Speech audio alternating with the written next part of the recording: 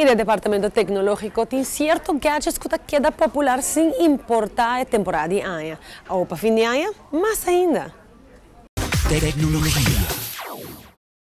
Well, Digicel Awe também introduziu um menu hobby fácil, caminha com nossos clientes não prepaid. Agora que nós fazemos uma vida hobby mais fácil, no sentido que está simplesmente maneira 1, 2, 3, bota prime estreia 1, 2, 3 hacker e bota raia um menu completamente que vou por hasi hobby arriba gele.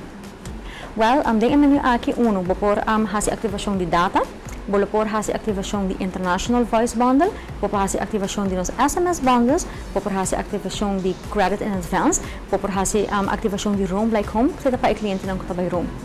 Well, essa aqui também para tour smartphones e também para BlackBerry. Uma vez que tem de dois modelos aqui de Digicel, essa aqui é um menu que está fazendo mobile hobby mais fácil, para por exemplo, agora que não hora que você vai viajar, bom mês o hora para chamar nós mais, se você um prepaid client, você diz by arriba estreia 123 hacker e você selectar o menu de Roam Like Your Home, até hora você ativar o pacote para hora que você vai roam, para roam na tarifa hobby about. Você está diz voorbeeld, pero nós temos também data que você pode hobby mais com ele, des em plaats que agora que não você chama nos customer service, agora que não bom mês para fazer tour construir o menu aqui.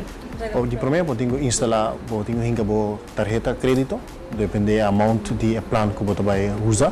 Se está de 7 dias, de 3 dias, de 1 dia, também nós temos plano de 30 dias, você dar estreia 123 hash e dentro do menu, você seletar o que você deseja. Simplesmente queda reply, agora você confirm e agora o plano está ativo. Agora que você tem um plano ativo de 30 dias, e não durava 30 dias e ele acaba por muito tempo, vou controlar isso também via o MB. Se ele acaba, não estou preocupado, vou voltar a comprar a tarjeta de crédito e ativar o mesmo plano ou um plano mais que você deseja e assim é mesmo stop o plano que você tem ativo e ele ativa isso de novo. E agora que você não está bem ter Digicel mais para stop o plano, você mesmo vai via de 1, 2, 3. Não pode subir nosso Facebook page, Digicel Aruba, ou não pode subir nosso website www.digicelaruba.com e aí vai ter toda a informação tocante estreia 123 hash.